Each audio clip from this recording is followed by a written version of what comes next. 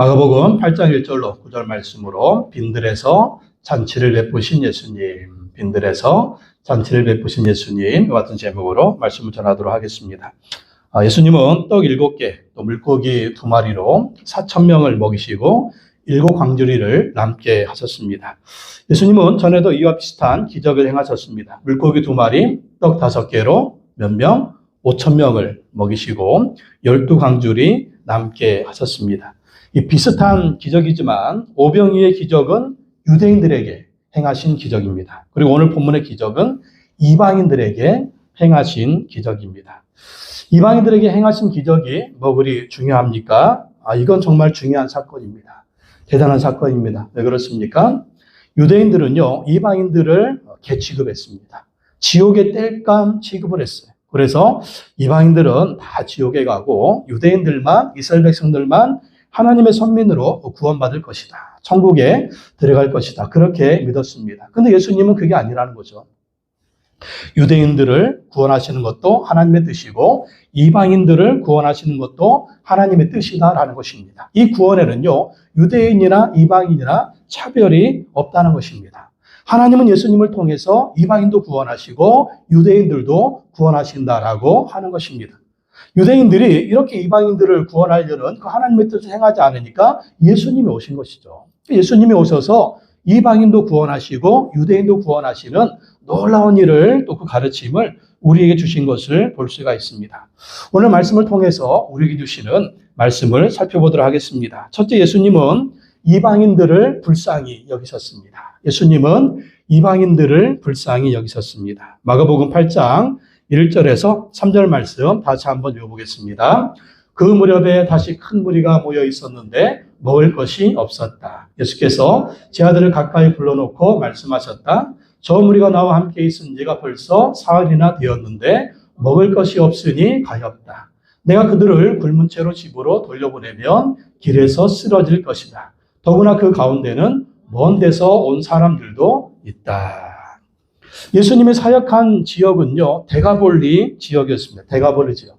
데가볼리 지역은 이방이죠. 이방인 지역. 지도에 보면 위에 갈릴리 호수가 있죠. 또 밑에는 사해 바다가 있고 사해 호수가 있고 바로 그 옆에 쪽이 데가볼리 지역입니다. 그러니까 데가볼리 지역은 유대인 지역이 아니에요. 이방인 지역입니다. 이방인 지역에 가셔서 예수님이 말씀을 전하신 거예요. 이 데가볼리에서 거라사 지역에서 예수님이 한 기적을 행하신 일이 있었죠. 지난주에 군대 귀신 들렸던 사람을 고치십니다. 군대 귀신 들렸던 사람. 이 사람이 고침받으니까 어떻게 했어요? 집으로 돌아갔지만 데가볼리 지역에 가서 뭐 했다고요? 이 소식을 전파한 거예요. 나는 군대 귀신에 들렸던 사람입니다. 내 안에 2,000마리나 되는 귀신이 있었는데 이 귀신을 예수님이 쫓아냈습니다. 그러니까 이 사람이 전도를 얼마나 열심히 했는지 이 소문이 예수님에 대한 소문이 데가볼리 지역에 쫙 퍼진 거예요. 그러니까 예수님이 오시니까 그 예수님을 보러 사방에서 몰려왔습니다. 도대체 예수님이 어떤 분이냐. 그리고 이 데가볼리 지역뿐만 아니라 먼 지역에서도 예수님을 보러 몰려왔습니다. 그래서 예수의 말씀을 전하시는데 그 말씀이 얼마나 은혜스러운지 며칠 동안 집회가 열렸어요? 3일 동안. 3일 동안 집회가 열렸어요. 집회 오면서 사람들이 먹을 거 싸우겠죠.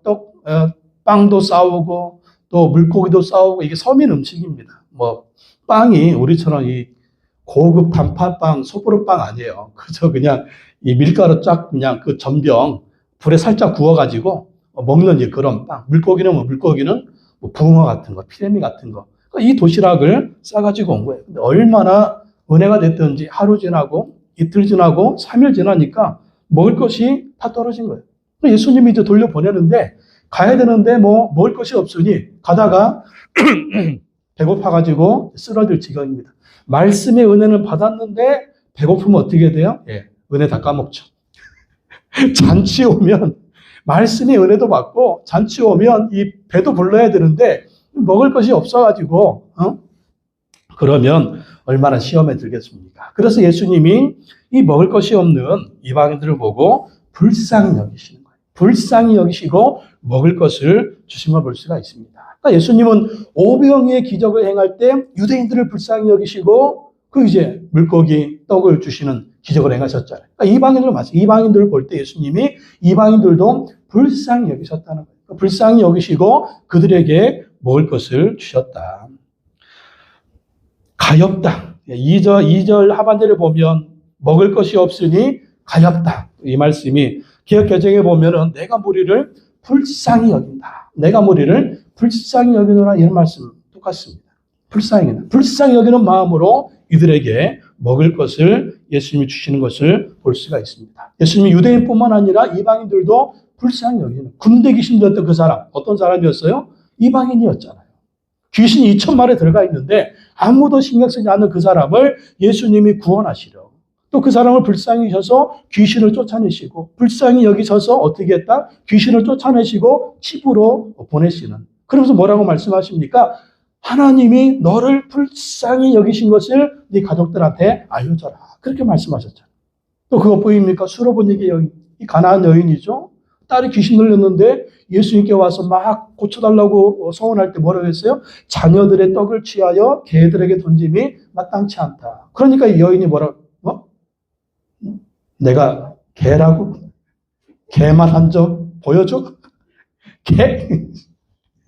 근데 그렇게 따졌습니까? 갔습니까? 아니죠.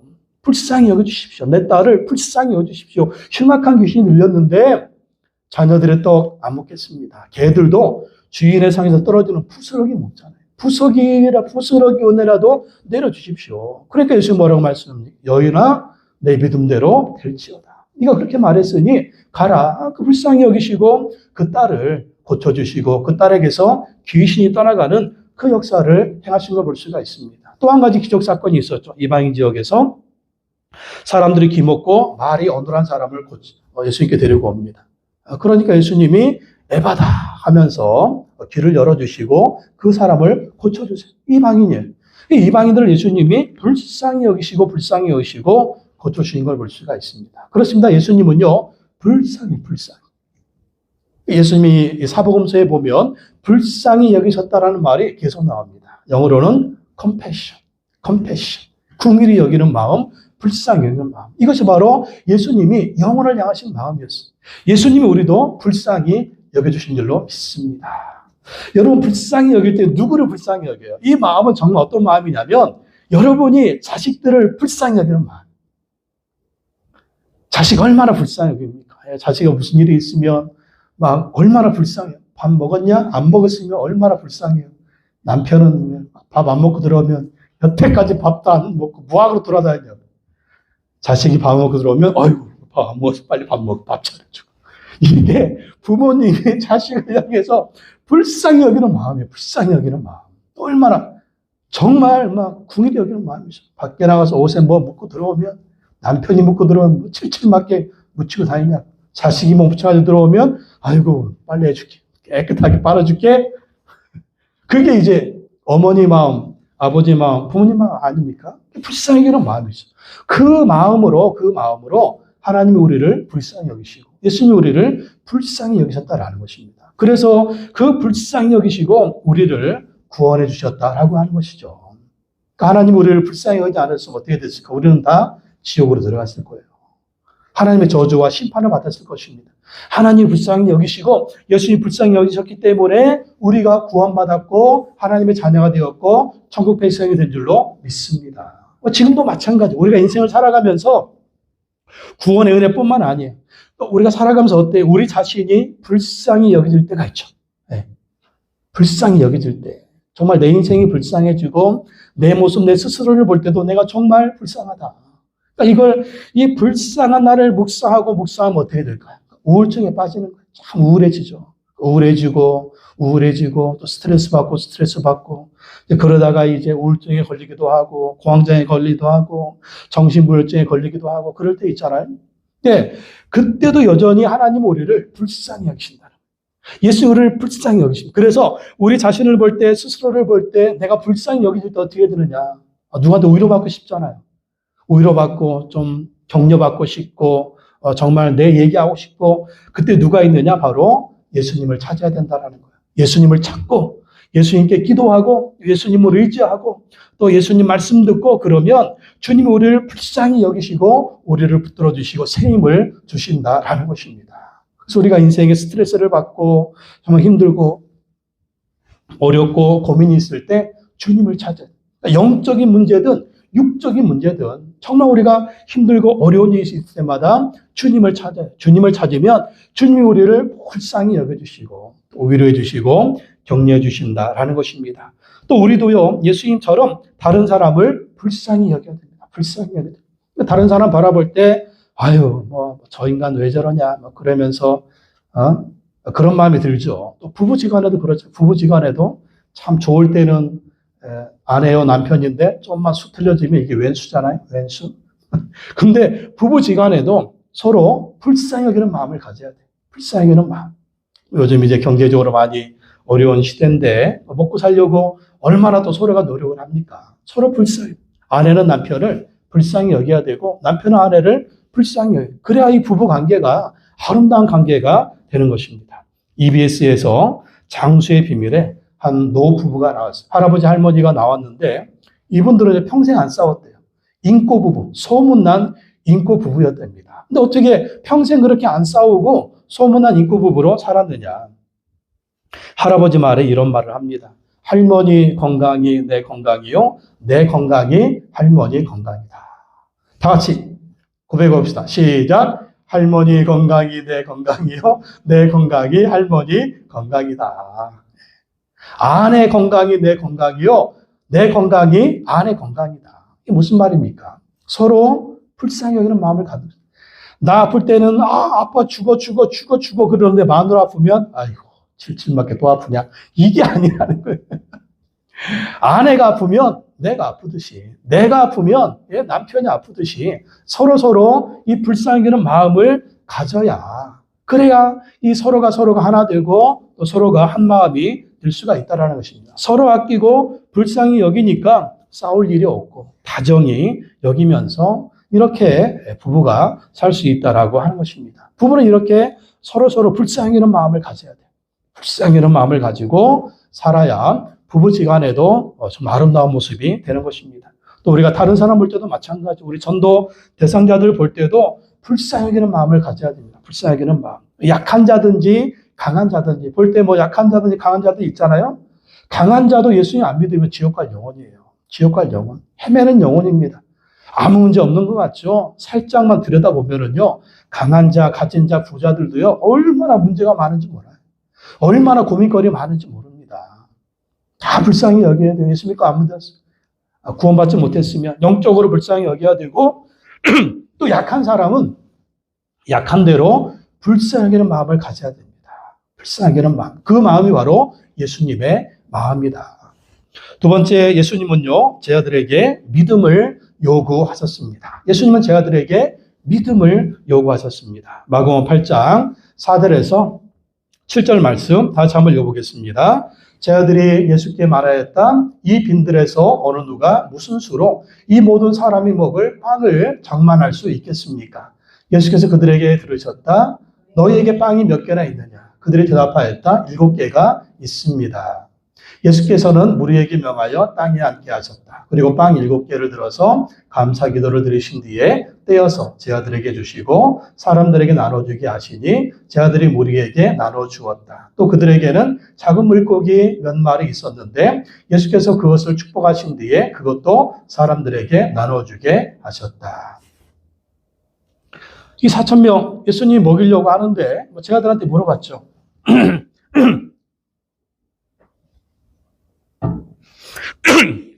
어떻게 하면 좋겠느냐? 제자들이 뭐라고 얘기해요? 4절 말씀에 이 빈들에서 여기 이 4,000명 사실 보면 남자만 4,000명이잖아요. 여자는 몇 명일까요? 애들까지 합하면 몇 명이겠어요? 4,000명 하면 정말 최소한 10,000명일 거예요. 최소한 10,000명. 교회도 보면, 지금 보면 남자가 많아요, 여자가 많아요. 여자가 많잖아요.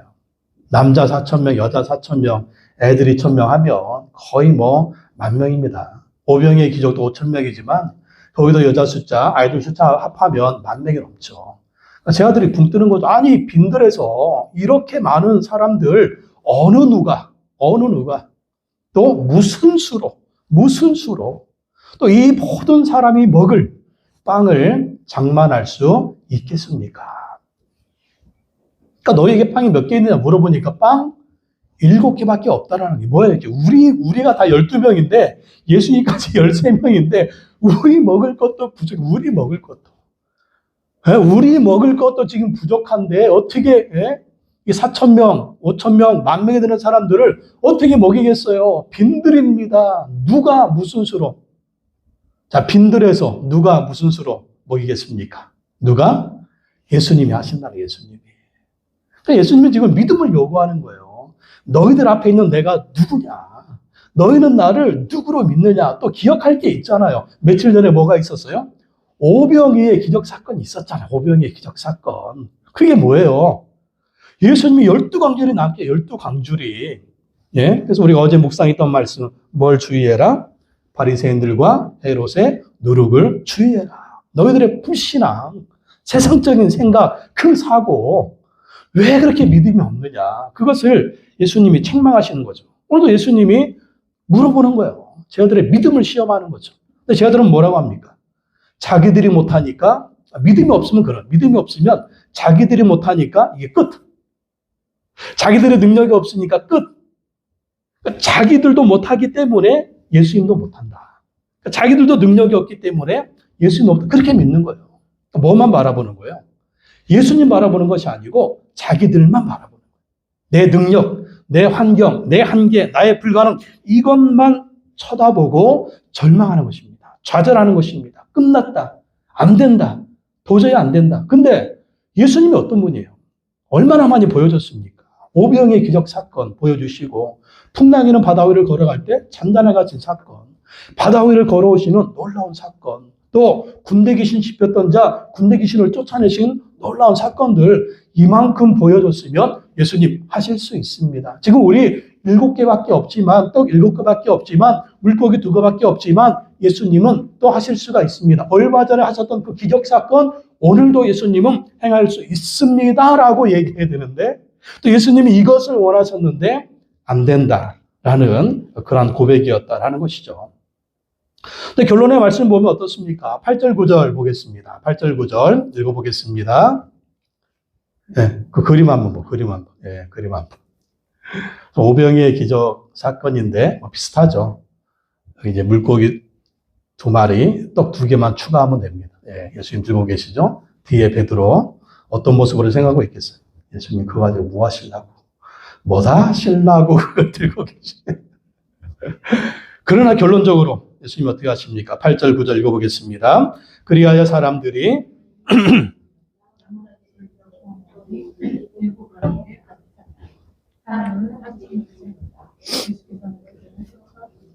그러니까 예수님의 계획이 이거였다는 거. 사람들이 배불리 먹었으며 남은 부서기를 주워 모으니 7광주리에 가득 찼다. 사람은 4,000명쯤이면 이게 예수님의 계획이었다는 거죠.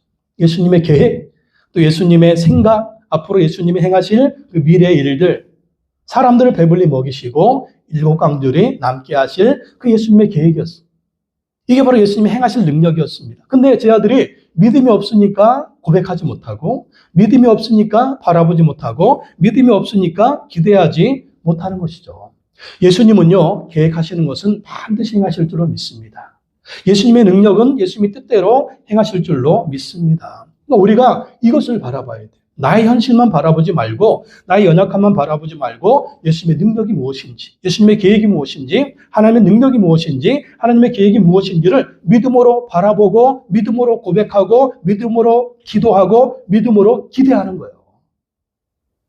예수님 우리에게 이러한 것을 원하신다라는 것이죠. 하나님, 광야에서 40년 동안 출애굽한 이스라엘 백성들 200만이었죠. 200만. 어떻게 먹이셨어요? 아침마다 만나를 내려주시고, 고기 먹고 싶다고 하니까 메추라기 떼를 보내주시고, 목이 마르니까 바위를 쳐서 물이 칼칼칼 나오게 하시고, 홍해 바다를 건너게 하시고, 40년 동안 신발이 헤어지지 아니하고 옷이 헤어지지 아니하고 막 그들을 먹이시는 놀라운 사건을 하나님이 행하셨죠. 하나님의 무한한 능력입니다. 우리는 그 하나님을 믿어야 돼요. 우리는 그 예수님을 믿어야 된다라는 것입니다. 또 하나님은 우리를 향한 놀라운 계획을 가지고 계신 줄로 믿습니다. 우리 한 사람 한 사람을 위해서, 우리 가정을 위해서, 우리 사업을 위해서 주님이 이러한 놀라운 계획을 가지고 있다는 거죠. 그 계획을 주님이 행하실 거예요. 우리가 할 일은 무엇이냐? 제자들처럼 우리 자신의 약함만 바라보고 낙심할 것이 아니라, 끝났다고 얘기할 것이 아니라 하나님은 하실 수가 있습니다. 예수님 하실 수가 있습니다. 주님을 믿습니다. 의지합니다 하면서 어떻게 해야 돼요? 믿음으로 기도해야 돼요. 믿음으로 고백해야 돼요. 믿음으로 바라봐야 돼요. 그리고 믿음으로 시인해야 돼요. 주님이 그렇게 행해 주실 줄로 믿습니다. 이 믿음의 고백, 믿음의 기도, 또 믿음으로 바라보는 것, 그러면 주님이 반드시 이 역사를 행해 주실 줄로 믿습니다. 그래서 여러분에게 어떤 인생의 문제든 가정의 문제든 사업의 문제든 연약한 자신을 보고 낙심하지 마십시오. 고민하지 말고 이 문제를 놓고 하나님께 기도하시기 바랍니다. 하나님이 역사해 주실 줄로 믿습니다. 하나님 주시는 말씀 붙들고 우리가 날마다 하나님 말씀 묵상하면서 그 주시는 말씀, 내 마음을 터치하는 말씀이 있으면, 감동을 주시는 말씀이 있으면 그 말씀 붙들고 기도하라는 거예요. 그 말씀대로 반드시 주님이 역사해 주실 줄로 믿습니다. 세 번째, 예수님은요, 감사하고 축복하셨습니다. 감사하고 축복하셨다. 6절에서 7절 말씀 다시 한번 읽어보겠습니다.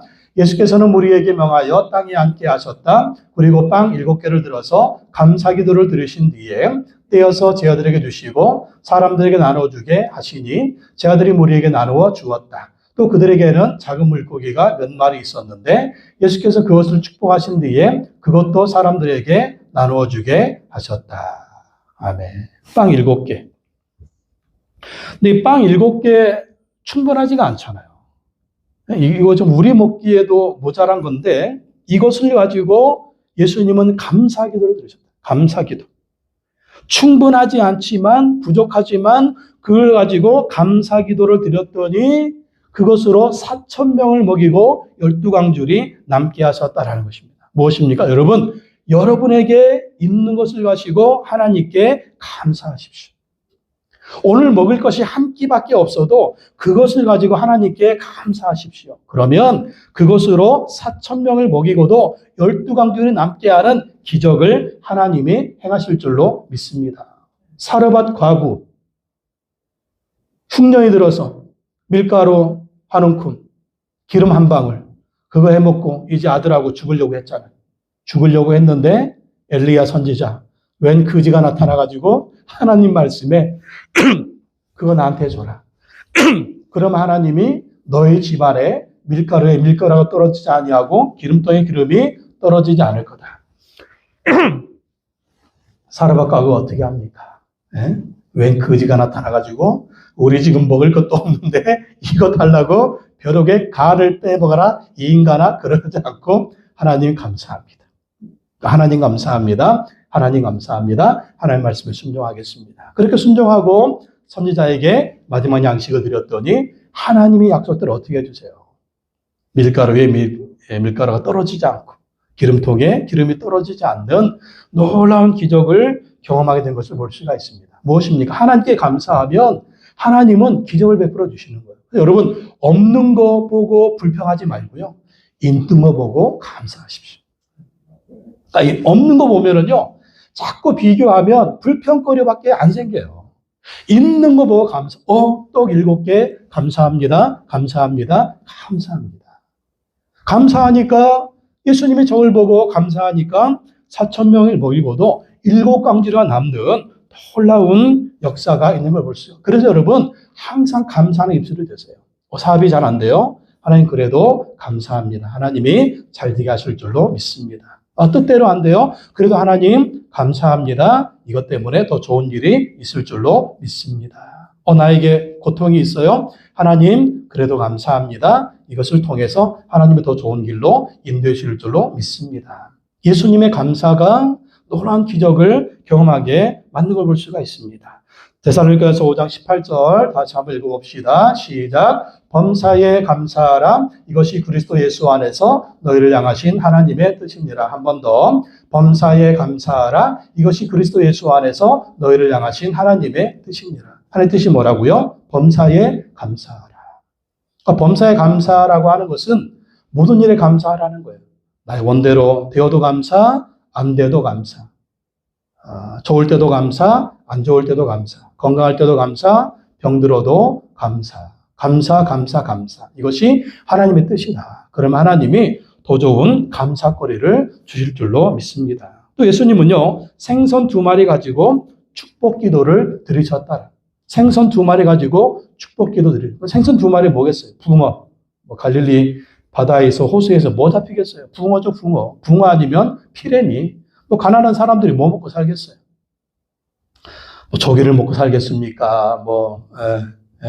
고등어를 먹고 살겠습니까?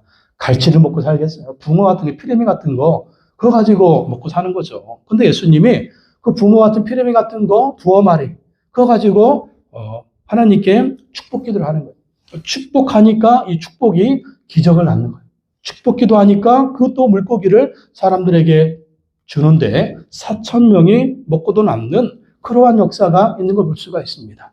축복하면 정말 작은 것, 하잘 것 없는 것, 축복하면 그것을 통해서 하나님이 기적의 도구로 쓰신다라는 것입니다. 그래서 여러분, 우리가 또 감사하는 입술이 돼야 될 뿐만 아니라 우리의 입술이 축복하는 입술이 돼야 돼요. 축복하는 입술. 먼저 누구를 축복해야 될까요? 여러분 자신을 축복하십시오. 여러분 자신을 보면서 필름 같은, 어떤 때는 그렇잖아요. 내가 자신이 연약해 보일 수도 있고, 내 자신이 정말 필름이 같아 보일 수도 있고, 어떤 때는 막 사자같이 느껴질 때도 있지만, 호랑이 같이 느껴질 때도 있지만, 어떨 때는 정말 내 모습이 메뚜기같이, 필름이같이 여겨질 때 있잖아요. 그래도 여러분 자신을 볼 때 부족해 보여도 여러분 자신을 축복하십시오. 왜? 우리는 어떤 사람? 우리는 하나님의 자녀잖아요. 우리는 구원받은 하나님의 백성이잖아요. 우리는 천국의 영생이 있죠. 우리에게는 부활의 소망이 있지 않습니까? 그것을 바라보면서 여러분을 축복하시기 바랍니다. 나는 하나님의 자녀입니다. 나는 구원받았습니다. 나는 예수님의 제자입니다. 나에게는 영생이 있습니다. 나에게는 부활이 있습니다. 나에게는 영원한 생명이 있습니다. 나는 복을 받았습니다. 나에게 좋은 일이 일어납니다. 자꾸 여러분을 축복하시라는, 이게 최면이 아니에요. 우리 본분이 뭔지를 자꾸 일깨우라는 거예요. 그러니까 다윗도 보면 그 시편의 말씀에서 내 영혼아 깨어라 그렇게 내 영혼아 깨어라. 내 영혼아 깨어라. 왜요? 낙심되고 좌절될 때마다 우리가 자꾸 막 침체되면서 우울해질 때 그런 때가 있잖아요. 그럴 때 내 영혼아 깨어라. 여러분 자신을 축복하라는 거예요. 나는 하나님의 자녀다. 하나님의 자녀는 뭐니까? 하나님의 자녀에 권세가 있잖아. 나는 예수님의 제자다. 나는 예수님의 종이다. 예수님 내 안에 주인이다. 그럼 예수님의 권세가 있잖아요. 귀신을 이기는 권세들. 나에게는 영원한 생명이 있다. 죽어도 다시 사는 부활의 능력이 있다. 이게 얼마나 큰 축복입니까? 세상 무엇과도 바꿀 수 없는 그 능력과 은혜와 축복이 우리 안에 있기 때문에 우리 자신을 축복하라는 거예요. 그래서 여러 가지 힘들고 어려운 마음들 이겨내라는 것입니다. 여러분 자신을 축복하라는 것입니다. 또 그 축복의 입술이 누구에게? 여러분의 가족들에게. 아내를 축복하고 남편을 축복하고 자녀들을 축복하십시오. 그러면 우리 자녀들도 그 축복의 말을 듣고 자라난 자녀들 아름답게 세상에서 쓰임받는 사람들이 될 줄로 믿습니다. 화초에게도 막 좋은 말, 축복의 말 해주면 그 화초도 이쁘게 자란다고 그러잖아요. 근데 그 화초한테 저주의 말, 욕하는 말, 그런 말 하면 그 화초도 죽는데요. 또 물을 먹을 때도 물한테 감사합니다, 사랑합니다, 축복합니다 그러면 그 물이 좋은 물이 된대요. 근데 그 물한테도 막 안 좋은 말, 비난의 말, 욕의 말 하면 그 물이 안 좋은 물이 된답니다. 사물도 그럴진데 우리 사람은 어떻겠어요? 사람도 축복의 말을 들으면 그 사람이 축복의 사람이 되는 거예요. 우리 자녀들도 축복의 말. 볼 때는 좀 뒤돌아서면 한숨이 나올 때 있어도 그래도 그 앞에서 축복의 말을 하라. 그러면 우리 자녀들이 정말 힘을 얻고 또 용기를 얻고 또 그 마음에 정말 힘 있는 마음을 가져서 어려움도 고난도 잘 이겨내고 극복하는 그런 삶을 살 수, 아름다운 세상의 일꾼이 될 수가 있는 거예요. 여러분 요셉을 보면 어때요? 노예로 팔렸잖아요. 형들이 죽이려고 팔렸는데 노예로 살고 죽으라고 이런 저주가 어디 있습니까? 그 마음이 약한 사람은 어떨 거예요? 노예로 팔려가지고 집에서 가장 사랑받는 아들이었는데 노예로 팔려가서 어떻게 살겠어요? 그 마음에 자존감이 없는 요셉이었다면 소주 먹고 그냥 미쳐가지고 노예로 살다가 죽었을 겁니다. 근데 요셉이 어떻게 돼요? 가서 성공하는 거예요. 이집트의 총리가 돼버려요. 가족을 살리고 나라를 살리고 가문을 살리고 세계를 살리는 사람이 됩니다. 그 이유가 뭘까요? 아버지한테 받은 사랑 때문에. 그 사랑이 얼마나 충만했던지 그 사랑의 능력으로, 그 축복의 능력으로 모든 고난을 이기고 시련을 이기고 아픔을 이기고 정말 그곳에서 역전의 인생을 만들면서 하나님께 귀하게 쓰임받는 그런 인생이 된 것을 보십시오. 이게 바로 축복의 결과예요. 축복의 결과. 이 축복을 여러분 자신에게, 이 축복을 여러분 자녀들에게, 이 축복을 여러분 만나는 사람들에게 하시기 바랍니다. 그러면 축복의 역사가요, 그 사람이 받을 만한 그릇이 안 되면 누구한테 올까요? 나에게로 올 줄로 믿습니다. 나한테 오는 거예요. 왜 그럴까요? 내가 한 말을요, 내 귀가 먼저 들어요. 내가 한 말을 내 귀가 먼저 들어서 말한 대로 내가 되는 거예요. 말한 대로 내가 되는 겁니다. 내가 듣고 내가 반응해서 내 몸에 그것을 반응하게 만드는 거예요. 그렇기 때문에 감사의 말을 하면 내가 감사의 사람이 되고 축복의 말을 하면 내가 축복의 사람이 되어서 내가 복받는 사람이 된다니까요. 그래서 하나님의 은혜와 축복이 나에게 넘치게 된다라는 것입니다. 그래서 여러분 축복의 말을 하시기 바랍니다. 감사의 말을 하시기 바랍니다. 그러면 주님께서 우리 삶에도 기적을 베풀어 주실 줄로 믿습니다.